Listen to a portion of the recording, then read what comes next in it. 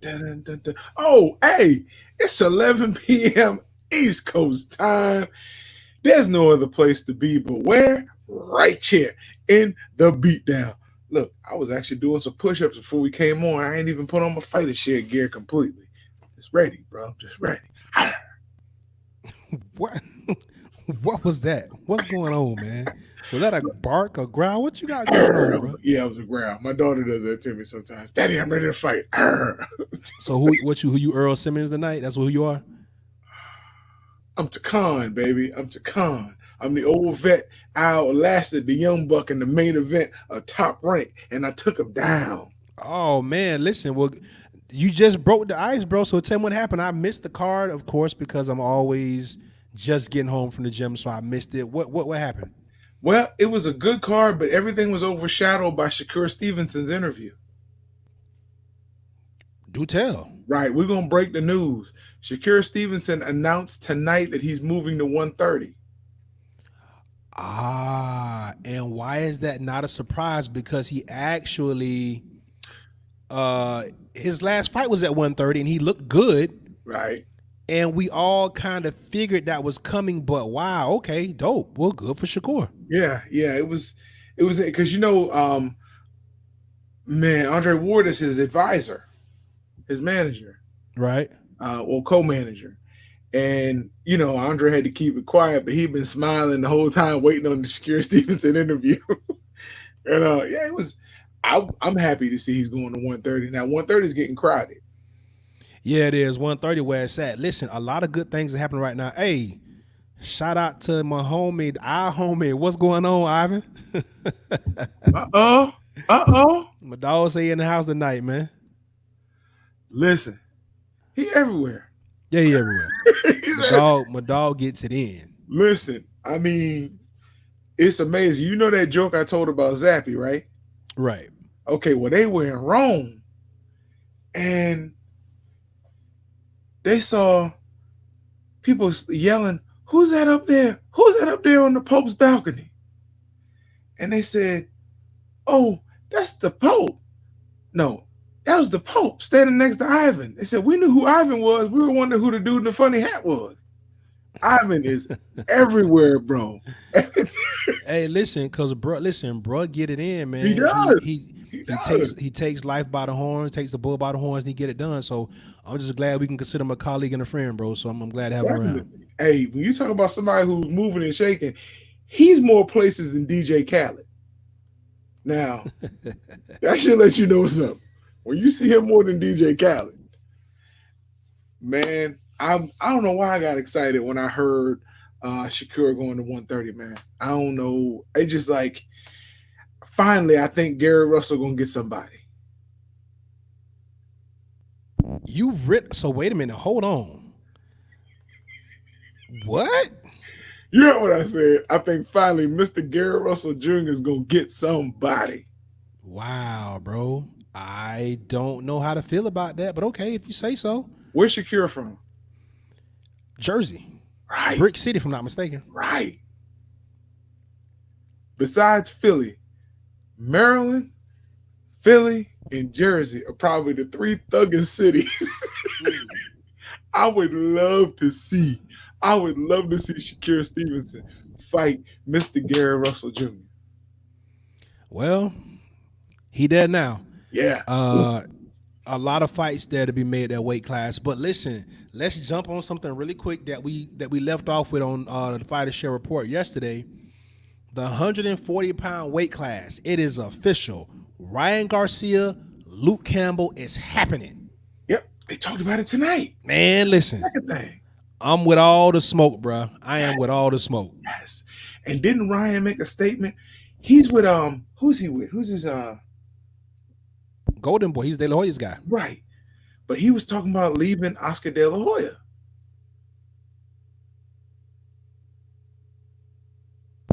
Listen, they are having issues, bro. Yeah. Like, they got a legitimate beef going on, and it's been going on for a while because Ryan, he gets it, he gets part of it. It's a bigger picture. And to be fair, right, because we're not in his game room, we don't know what his contract looks like, right? Mm-hmm. What I can tell you is that he is a star. Mm-hmm. Now the trick is he has a specific demographic that follows him. Young females. They're not the boxing fan. But if you can figure out a way to get those young ladies to tune in for whatever reason, you're winning. And I think Golden Boy should be looking at trying to figure out ways to leverage that, then going head up against his kid, man. I don't understand that. Me either. Me either. I give it to you. I don't either. Listen though, I'm trying not to offend people. I seem to have the knack of doing that. Um, what I would suggest if I was in the Golden Boy boardroom, um, with Oscar and who knows who else, I would say let this kid really shine. If you have young women who follow him, they spend money. They get other people to spend money on them. You need to really push him out there, put him in music videos, get him out there, let people see him, let people know exactly who he is who are not avid fighting fans. Reap the benefits of this kid and pay him. Yeah, he's right. He's going after the money as he should be.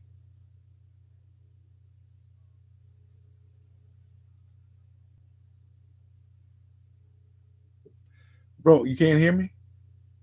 Is that? Yeah, I I can hear can't you. hear. Your mic wasn't on. Oh, I'm sorry. Um, I will say this, bro.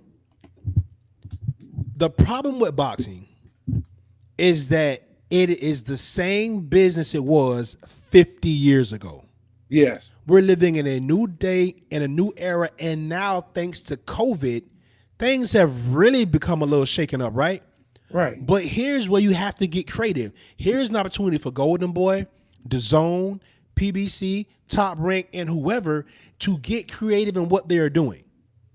Because if you don't, the UFC is going to continue to win. Period. And they are winning. And they are winning. Shouts out to Tony Partica. I think I hope I ain't butchering your name, bro. Y'all really think Garcia got a shot on Campbell? I think Campbell too experienced, too big, gave him my kind of. Listen, Tony, you're right. Like I don't think anybody is expecting a wash on either side, because I think Luke Campbell is a seasoned pro. He has a size advantage, and look, he's been there with a much stiffer competition than Ryan Garcia. This is a big step up for Ryan Garcia, and that's why we're excited. This should have been happening a year ago, Tony. Like they should have been putting Ryan Garcia in better fights. They haven't been. Right. So now you throw him right into the lion's den, and look, I may be wrong, but how much of this is Oscar being a dick? Ooh. How much of this is Oscar saying, okay, you're gonna keep putting me on blast and you're gonna keep talking about this? Okay, here you go.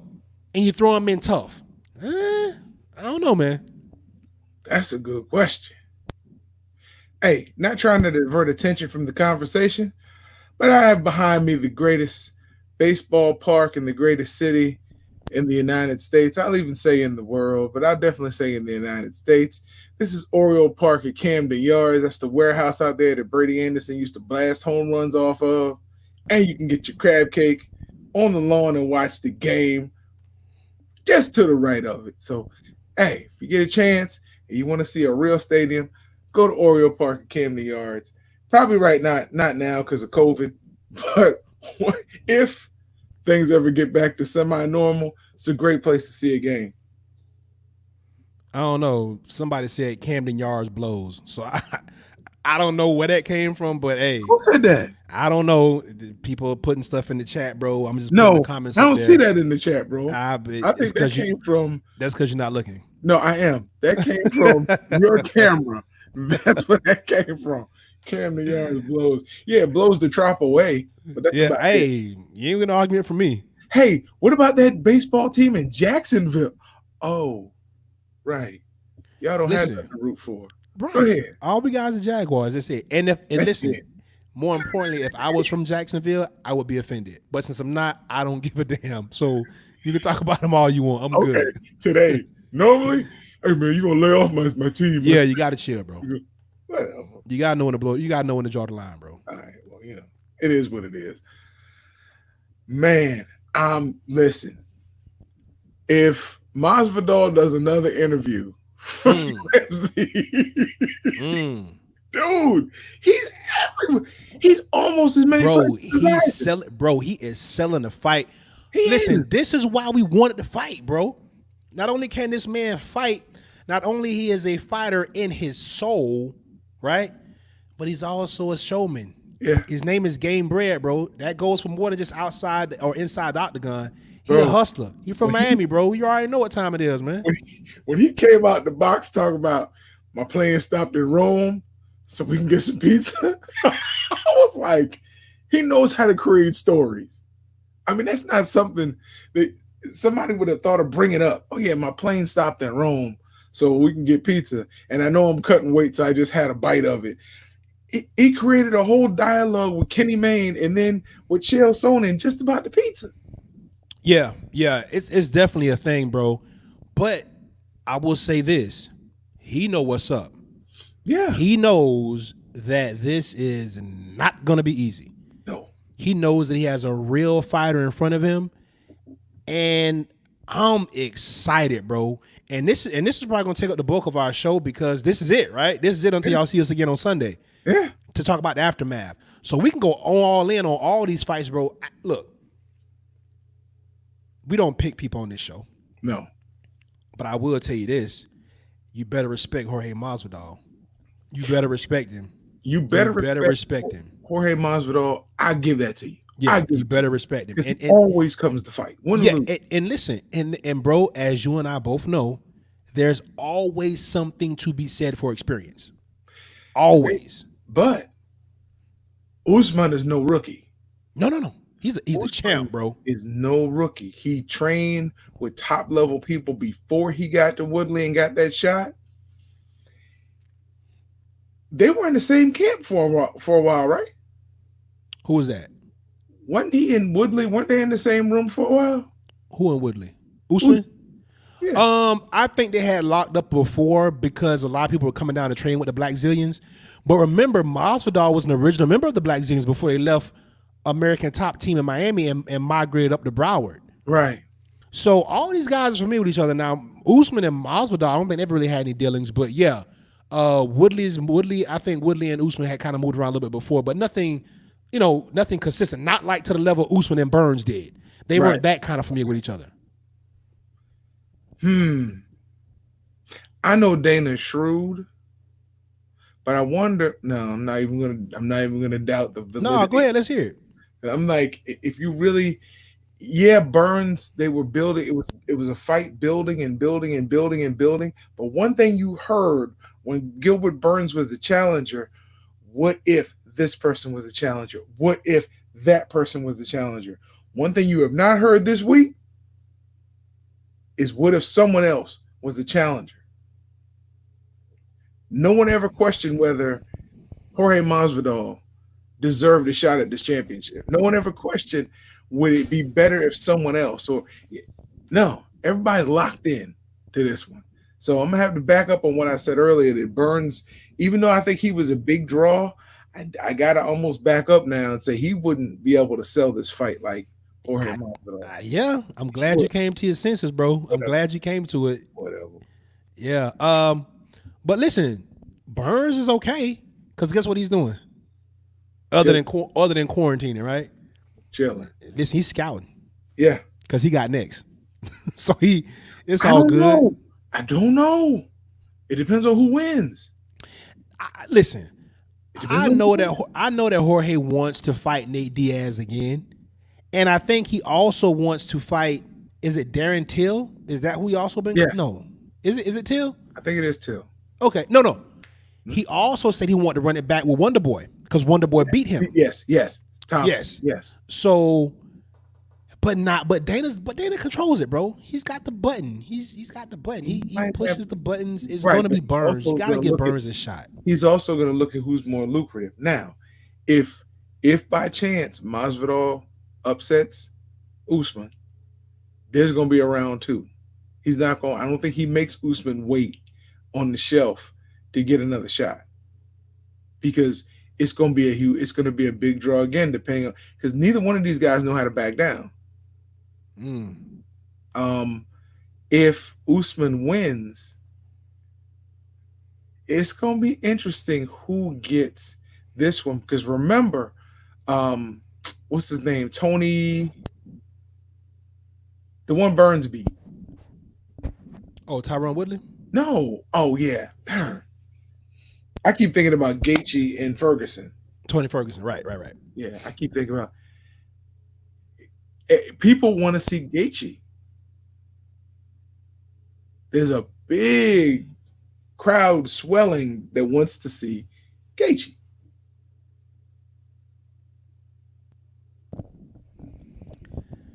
Uh, I know where you're going with this. They want to see uh, Gaethje and Ferguson running back with the winner to get the winner of this fight. I don't think they should have to run it back because Gaethje clearly beat Ferguson. And Ferguson is now coming out saying, you only beat him because you got help from my last three opponents. The opponents weren't in the ring with you, bro. It was just Gaethje. yeah, I'm I like Justin Gaethje. I really do. He showed me a lot that last fight. And the ace in the hole. But do we really want Gaethje or do we want Gaethje Khabib? That's let Gaethje and Khabib handle their situation because that was what was supposed to happen anyway, right? After Ferguson was supposed to be Khabib dad. Well, Khabib couldn't get over here allegedly. Remember, he couldn't get clearance to get here, and then unfortunately, what happened with his pops? Let's wait on that fight. That's the other fight. My other ace, my ace in the hole is I see Dana giving Khabib that shot. I see Dana giving Khabib that shot. Well, while we still got it going, so talk to me, man. Film study, eye test, what we know. Mm-hmm. Who has to do what to win this headlining fight between Kamaru, the Nigerian Nightmare, Usman, and Jorge Gamebred, aka Cuban Street Jesus, Masvidal? Masvidal has to make it a fight. He has to make it. He has to make Usman uncomfortable. And how does he do that? He keeps him on the end of them swinging things. Uses as much takedown defense as he can. Make sure if he can time the takedowns, throw some knees. He's got to make it uncomfortable for Usman to do what he normally does. Usman, on the other hand, in this spectator's opinion, he has to control the octagon. He has to stay calm. He can wrestle him, ground and pound him. I would not continue like he did with Kobe Covington. I would not get in a boxing match with Masvidal. Kobe was very uncomfortable in there with Usman. Masvidal is not going to be uncomfortable in a boxing or fighting match with Usman. Again, we know where Masvidal got his start. So I don't see him being uncomfortable in there with Usman in a boxing match. That leads more to what he likes to do. I would say, you're going to have to fight your way in, but make it a boring match. Take him down, wear him out, make him wear your weight. He had to cut all that weight. I know he says it's no big deal. Make him wear your weight for 5 rounds. And then, or for 4.5 rounds. And then if you think he's worn out, take him down again. I'm not going to tell you to stand up and keep swinging with him. Use what you do best. You beat Kobe Covington because Kobe Covington wasn't counting on you coming in there doing that and being able to handle yourself just swinging. I get it. You took his will. Jorge Masvidal, I don't think you're going to go in there and take his will throwing punches. Take him down, ground and pound, wear him out. Make him hurt every time you put another maneuver on, whether you go for a choke or you go for an arm bar or you control those legs, throw your hooks in, ride his back, keep him up against the fence, make his face look like he got in a car accident by the end of the second round.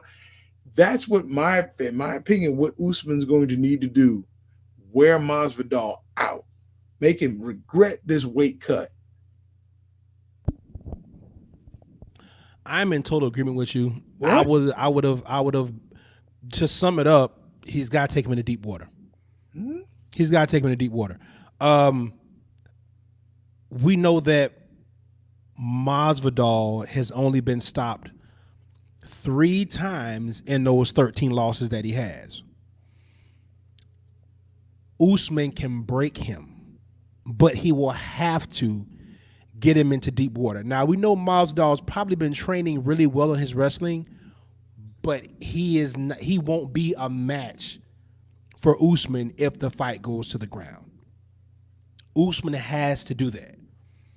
Now, to your bigger point, the first 2 to 3 rounds are going to be interesting because I know that Masvidal will run. He can run that hot without redlining, if that makes any sense, right? He can cruise. He can cruise 3 rounds. Most of these guys, even when they're out of shape, they can go 3 rounds. Yeah. It's them championship rounds where it gets deep. Yeah. Rounds 4 and 5. In those 3 rounds, I like Masvidal because I think he has a more or a bigger variety of things he can do. We've seen Usman. I've never really seen him throw many kicks. And if I'm not mistaken, he's had hip and knee problems. That's been like an ongoing thing that he faces. And on every interview, even before this fight, even his last fight with Colby Covington, even the fight before that, Woodley, he always says that I'm never 100%. I'm always hurt. I'm always banged up, always got issues. And that's usually most fighters. He has to be smart and he has to be defensively responsible early in the fight. If the fight goes to rounds 4 and 5, I think it's all bad for Jorge Masvidal. The 22-pound weight cut, the lax amount of training. Not that he wasn't training, because he was, but he wasn't pushing to that pace because he didn't have a fight. There's something to be said about those last 4 weeks. I don't know if his training regimen is going to be to stand up to what Usman's going to bring if that fight goes into the championship rounds.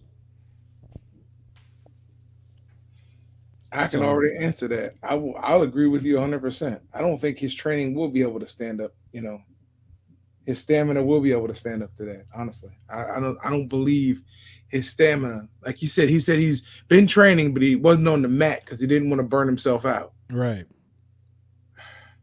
So he'll be fresh. And listen, I'm learning this because I train with some pros. These guys can do a lot of stuff in their sleep, right? Mm-hmm. Like they're savvy enough. They have enough octagon generalship, like we use ring generalship in boxing.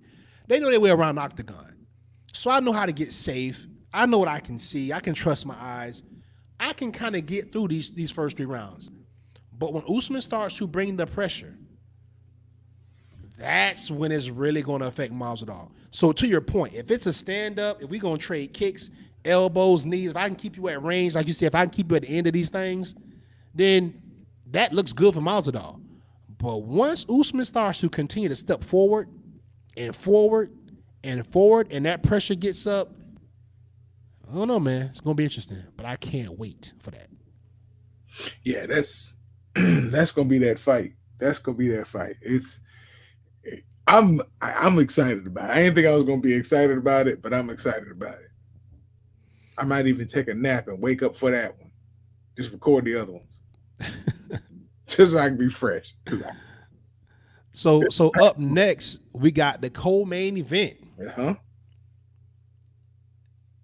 Mr. Volkanovski.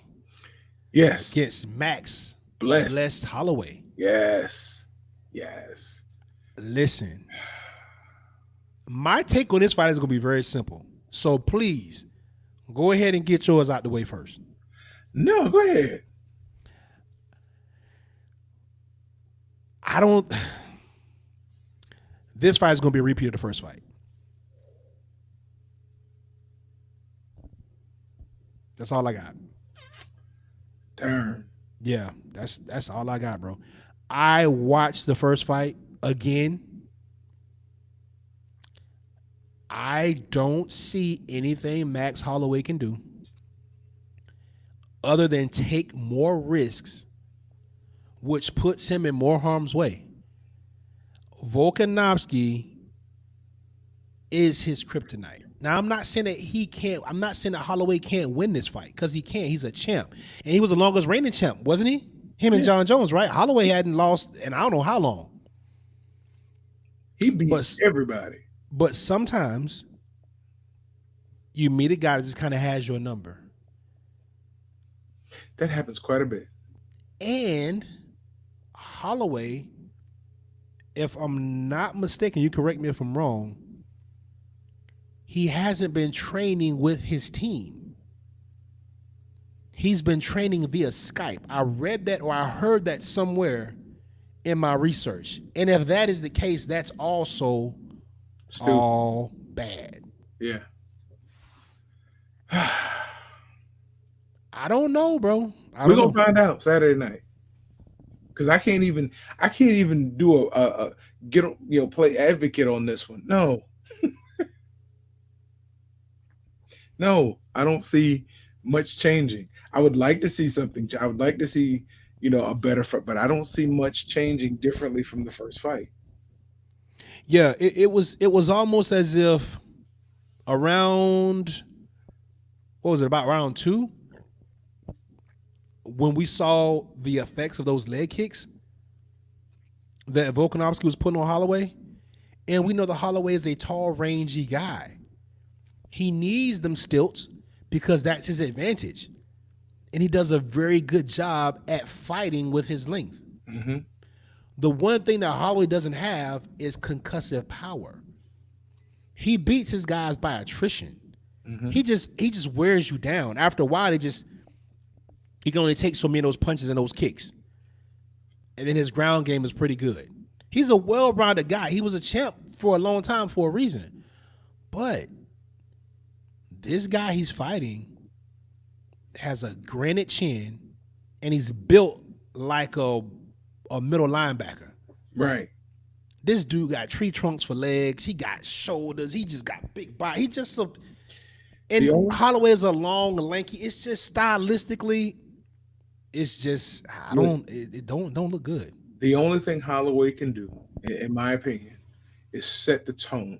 You come out, you hit him with those leg kicks, you catch him with those calf kicks. That's what the inside thigh kick. You've got to do that. You've got to get on it first and check his kicks, or find a way to get him on the ground. There's really the only two options here if you're Max Holloway. Because I don't think you're going to catch him with a shot on his chin and hit that button and he's going to sleep. That's it. That's all I got. Listen, I want to give. Listen, I'm saying this because we don't pick winners here, right? I'm giving the former champ all respect. Yes. I'm giving Holloway respect for being the GOAT that he is, the Hall of Famer that he is. But the new champ got something to say about that shit. Mm-hmm. And I just don't know. Excited to see it. I think I know how it's going to end up. We're going to watch and see. Yeah, we sure going to be there. We sure going to watch and see. I might not be on Fight Island, but I'm going to be on my island, which is my couch, watching that TV. So, with my crab meat pizza. Go ahead. So the first championship bout to open up the main card, Yes. Peter Yan versus your boy Jose Aldo. Jose Aldo. My bad, Hey, Jose. let's ask Ivan. Is it pronounced Jose or Josie? Well, bro, to be fair, we know that it reads Jose. We know that. Right, That's but a I hear very people pronounce it Josie all But the time. but Josie listen, Aldo. Listen, my people that lack melanin that are watching this show, this is no disrespect to y'all. Here we But go. y'all always want to change people's names to fit how y'all want to read it. Like I heard Chael Sonnen call Jorge Masvidal George. George. Why would you do that? Because you can get away with it. Because you're chill Sona. My melanin deficient people, my mayo flavored people, stop doing that. Mayo Respect these people's flavor. names and call them the names that they're supposed to be called. Now, if Jose Aldo comes out and says it's pronounced Jose Aldo, then it's Jose Aldo. His mama name is Clay. I'm gonna call him Clay, right? Just saying. Back to the fight. Back to the Yes. mat at hand.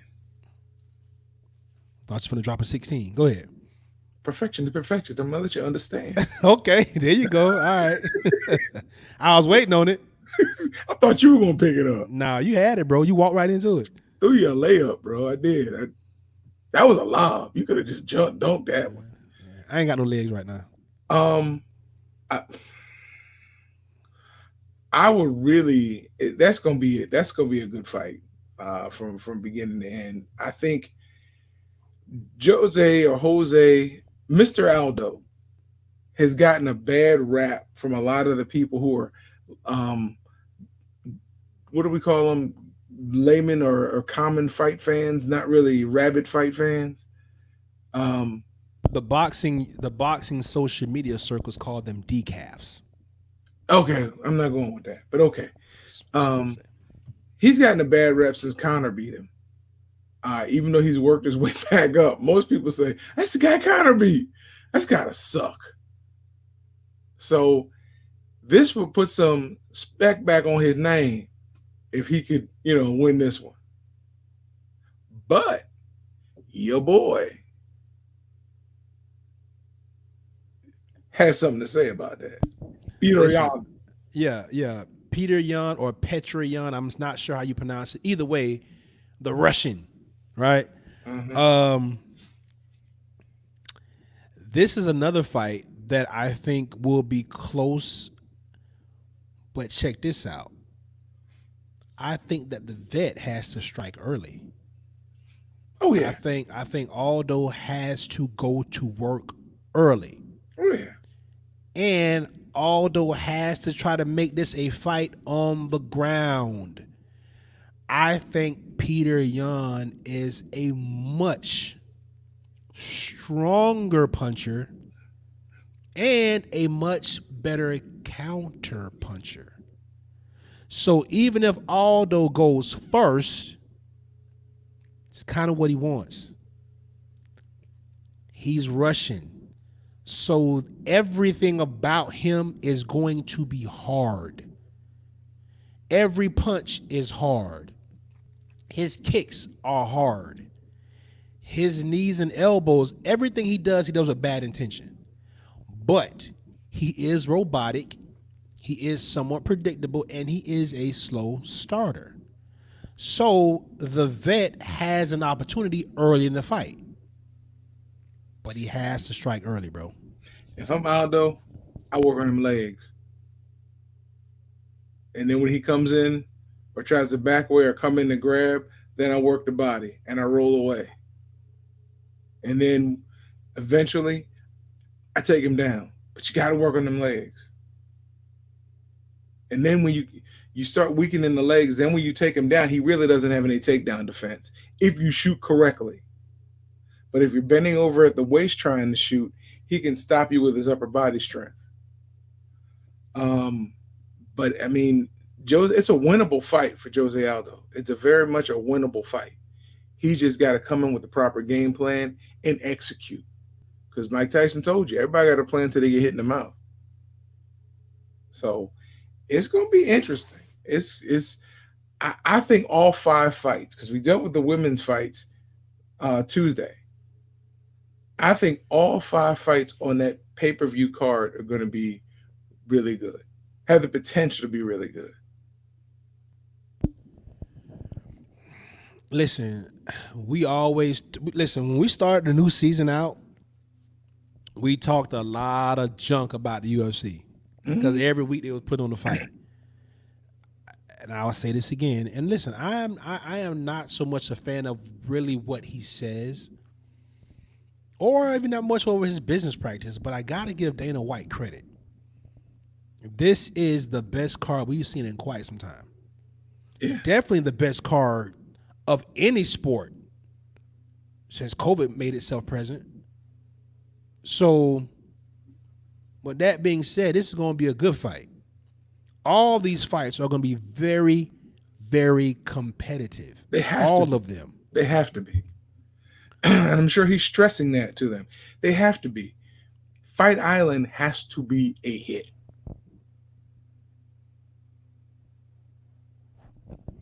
Yeah, agreed. And listen, you took these fights across the halfway around the world with good reason because you want to show that if we can't fight here, we can fight other places. And the UFC has a lot of international talent, and they've been doing that. If you remember, they've always done the lesser shows or not the bigger shows. They've always done them in other markets in Europe and in Asia. Well, not really so much Asia, but definitely throughout Europe. So, they've done one in Australia. They've done a couple in Australia. So they have the ability to take their brand internationally. So this is all a comfortable spot for Dana, and I don't think the fights are going to disappoint. Now back to this particular fight. You made a very interesting point. You said that Peter could stuff all those takedown attempts if he shows it early, right? Mm-hmm. But here's the thing: he's a face-forward fighter. So people that don't know what that means he is walking you down with pressure. Mm-hmm. So he's always going to see those shots coming from Aldo. Mm-mm. No, you don't agree? Mm-mm. Coming from a former wrestler in the heavyweight division, listen, the bigger, stronger guys always going to try to walk you down. That's why I say you can't bend over at the waist and shoot. You've got to use proper technique. You can look like you're going to engage. You can throw a feint, and it looks just like a right cross is coming, and all you're doing is sliding right under, coming up, catching him up on his legs, and taking him down. You can do these are techniques. You go right back to your basics of wrestling. You may not be able to shoot, but if he's coming in, his leverage will work against him because he's not expecting you to feint a punch and then shoot. And the good thing about doing that is the next time you do the same thing. But that third time, you actually commit to that punch. And he'll be looking to block your shot. Okay, And church. that's why we have the leg kicks early. The leg kicks are going to try to wear down one of these, wear it down. And then you don't have the stamina to sprawl because your leg is hurt.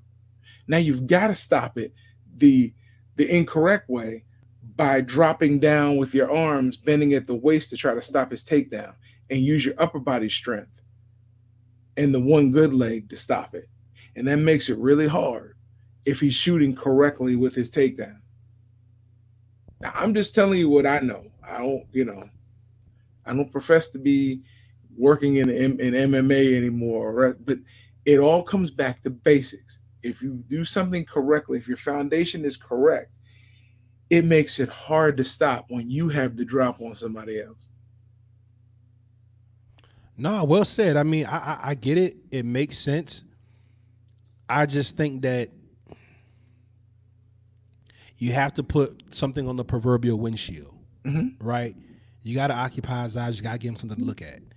And I just think that for in this particular matchup, I just don't know if Aldo has anything that would give Jan hesitation.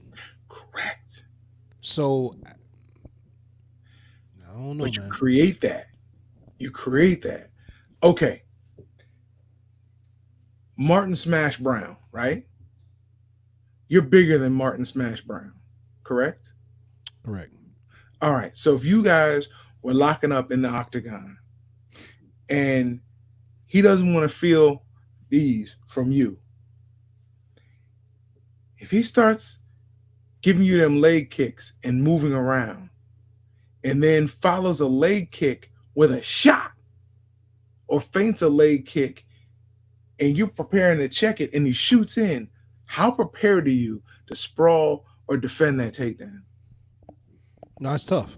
You've It's got to tough. create that. Yeah. You he does right now. He doesn't fear anything from Jose Aldo, but you create it in the first 30 seconds to a minute of that first round. You create that awareness of, oh, this is something new. He's he's chopping these trees, and then he's shooting. Okay, now I got to stop the leg kicks. I got to stop the takedown defense. If he's successful at putting this in Jan's mind, now he can work on trying to hit that chin. Or he can work those shots because he's fearful. Now you go for the single leg. Go back to the double leg.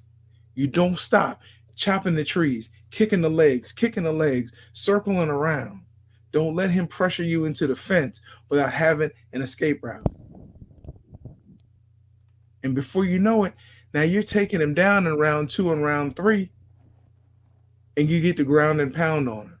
You've taken him out of his game completely. What he thought you weren't going to do, you do. I'm not a coach, bro, but if it's common sense, if I can't beat you with power, Martin Brown will be wearing your legs out and taking you down.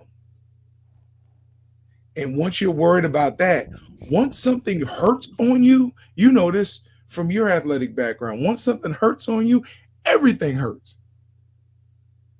So Yeah. if I get to where I'm almost incapacitating your leg, all of a sudden this button pops up again.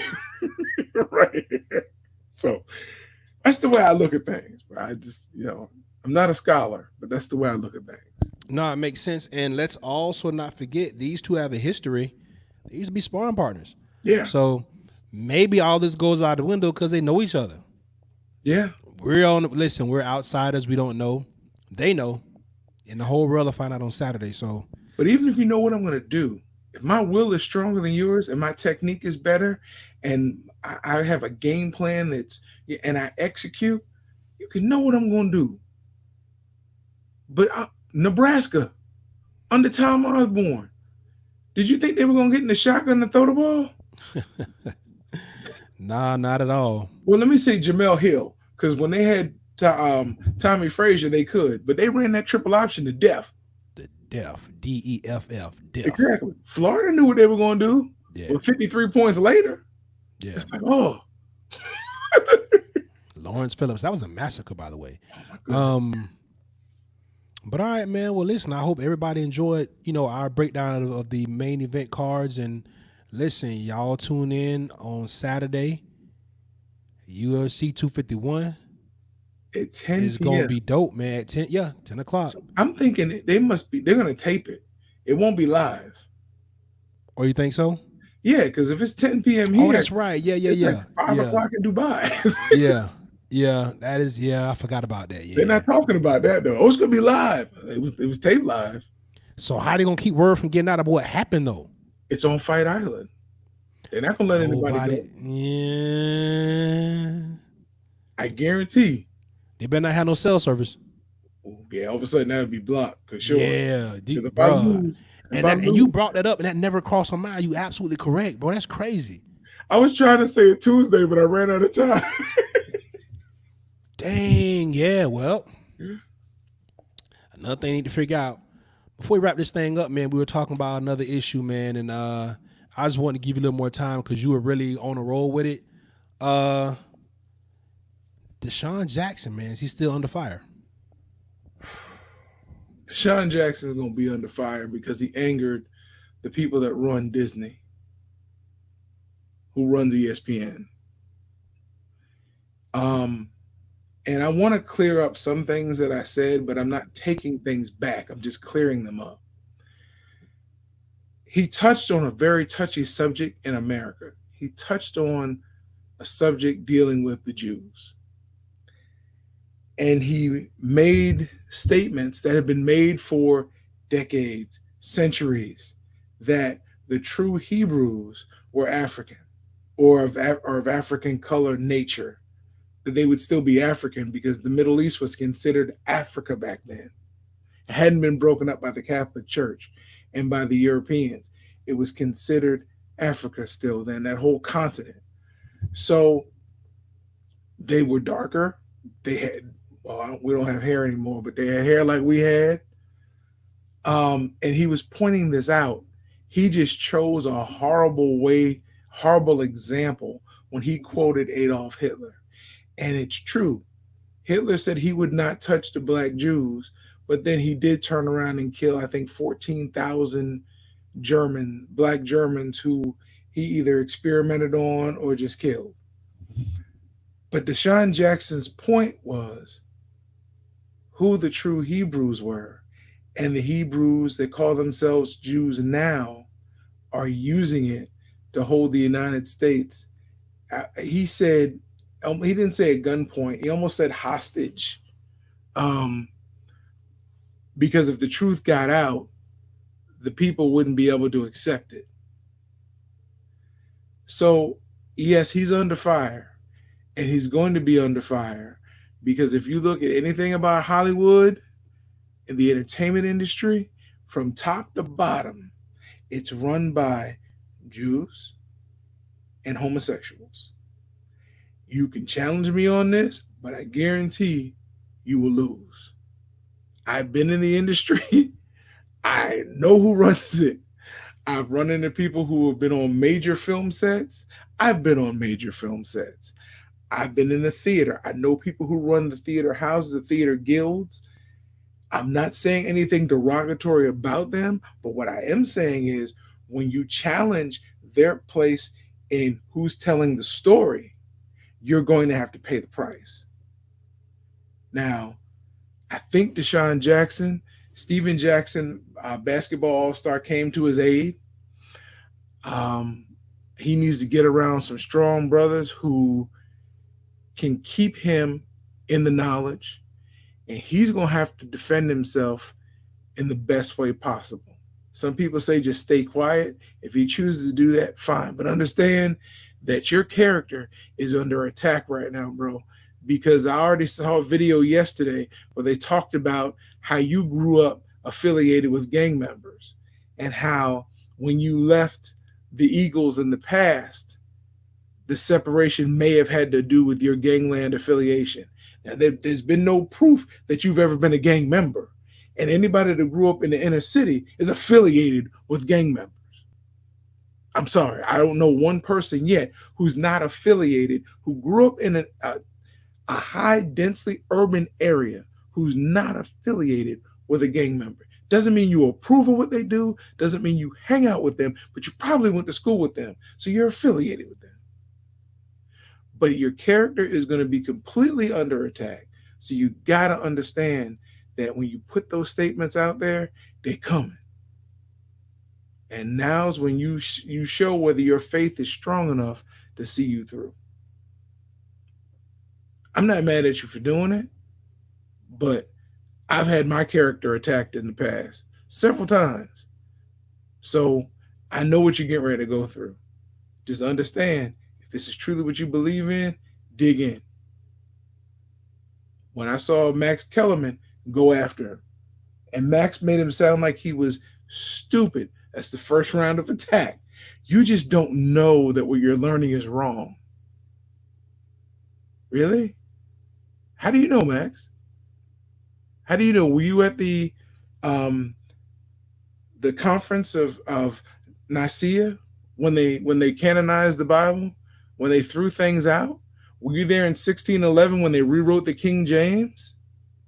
Were you there, or are you just going by what you were taught by the present day Jews? Do I know the truth? I know who is the truth, and I know it's littered in Scripture as to what this argument is about. So I'm done, bro. I just wanted to clear up the fact that I'm not anti-Semitic, but I'm also not a fool. What we know, and I'll take a different approach to this. And I know we can run a little long time. Um, how can I say this without coming? So let's look at this. Let's look at it from this perspective. For whatever it's worth, we all know the history of the Jewish Holocaust. Mm-hmm. This atrocity did not take place on U.S. soil. This happened in Europe. Mm-hmm. We know that the United States government has done and still continues to do a lot for the Jewish people. Mm-hmm. What I want people to know is that there was a Holocaust that happened in Africa. On this soil as well. Yeah. And that wasn't called the American Holocaust. That was just called slavery and Jim Crow and everything else. But what we do know more importantly than that is 6 million people died in the Jewish Holocaust. Probably more. The Holocaust in Africa killed between 10 and 15 million people. No one ever talks about it. Our children aren't educated about it. Our children don't even know that the African Holocaust ever exists. If you go out and ask any kid right now in school, what is the African Holocaust? They think you was trying to make something up. Mm-hmm. So my bigger point is this. I'm not here to dispute, condemn, or even have too much of an opinion on what Deshaun Jackson said. The bigger picture is that we don't view everything equally. And we never have and we never will. And until we can admit all the wrongdoings that happen in this country and around the world to people of color, to black people, then nothing else really matters. And I'll just leave it at that. It's who tells the story. Who can get the story, the narrative out first? Who can get it out to more people? It's all an atrocity. Again, injustice anywhere. If you allow that to happen, it's the same as allowing injustice everywhere to happen. I get that. Not saying that it wasn't an atrocity like my partner. It was an atrocity what happened in Europe, in Eastern Europe. That was an atrocity. 6 million people being killed is horrible. But if it wasn't for the Zimmerman note, the United States wouldn't have gotten in the war in the first place. So how much does this country really love you? Just saying, when you really look at it. People were being put in ovens, killed. The United States said, well, it's not our fight. Because people were making money off of Hitler. If he hadn't turned his attention towards us, we'd have let him go. And not even that. If we didn't fear that he would take over Asia, that was our biggest fear. Because he still had to come across the pond to get to us. But he could have just easily, and remember at this time, China and Japan were not so much Japan, but China was ripe for the picking. Yeah. China was very poor, lacked infrastructure. He would have, and that was the biggest fear. And that's when we got involved. And we teamed up with who? The Russians. No, he killed the Russians. No, but we wanted the Russians to. Yeah, we wanted them to win. We wanted Mussolini and those guys to. Yeah, we didn't want them to fall. No, Mussolini, El Duce, the dictator. Yeah. He was with Hitler. Yeah. Japan was with Hitler. Yeah. He strategically found the right place. I don't know about Italy, but when he found Japan, yep, we didn't know Japan was coming for us on Pearl Harbor. Nope. Although reports come out that we did have we did, and we didn't do anything with the information that we were given. Right. But that's another story. Yeah. So, but kind of like 9/11.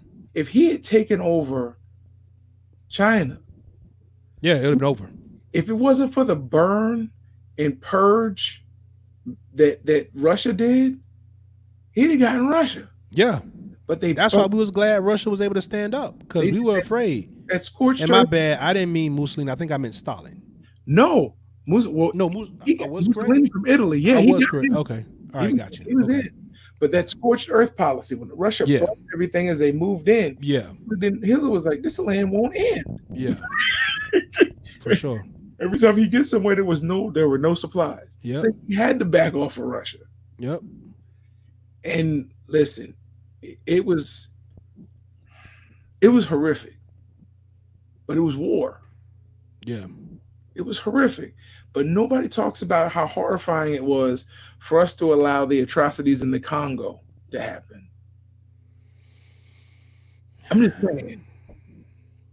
I mean, we hear about, we make movies about it later, um, about things happening in Africa, but you never see us stepping in and doing anything because it doesn't support American interests to help the natives who are there. And not only that, all the resources have been divvied up among Europe anyway. Listen, every thing that you find in the ground around the world, you can find on the continent of Africa. Every resource that you find around the world, you find in the ground on the continent of Africa. That's a proven fact. And everybody wants it. Everybody wants it. But now these African nations are banding together. They're getting ready to kick the European banks off the continent of Africa. It's gonna Slowly but cost. surely. It's gonna cost some blood. I can tell you that. Oh, it already has. Yeah. But these countries that are ready to do it have positioned themselves correctly. Most people don't know it, but Bitcoin saved Nigeria. Bitcoin saved other smaller countries in Africa because we didn't have to go to the. If you start a country and you want currency, you have to go to a certain group that kind of runs the world, and you have to apply for currency. And then you will get your own currency, and you pay them a percentage back every year off of your currency in your country, but not with cryptocurrency. That's why they were able to avoid the robbers, the thieves. But hey, I'm not carrying any cash on me. Everything I carry is in the cloud. And we think of Africa as Tarzan, but when you look at the cell phone technology on the continent of Africa, you look at the electric, just the technology in general in some of the major cities, it blows ours away, bro. I know we didn't intend to get on this conversation, so I'm a, mm, I can go all day on this. Hey, it's the beatdown, man. Any story time? Nah, not today. That's I didn't think surprising, it but would be okay. the I didn't think it would be the proper time. Hey, all right. But I will say, if we're closing out, I pray that this show has been a blessing to some, to all, but hopefully some received it. And the people that are going through stuff that you think is just too hard for you to bear, hopefully we were able to get your mind off of it for a little while. And maybe you were blessed by something we talked about. Maybe we enlightened you or just gave you a little bit of joy this evening. Shout out to my wife, my mom, my daughter. Let's see, which way did I do this? Nope, my dog and my dad. So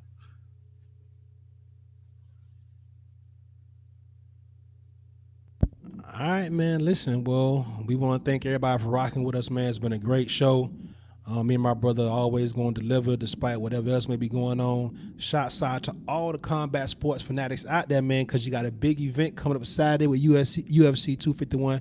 Make sure you tap into that. Shots out to everybody out there hustling, all the entrepreneurs and everybody just trying to make it in this crazy world, man. We appreciate y'all. Remember, y'all catch us every Monday, Tuesday, and Thursday at 11 p.m. Eastern Standard Time right here on the Beatdown, and every Wednesday and Sunday at 7 p.m. on the Fighter Show Report.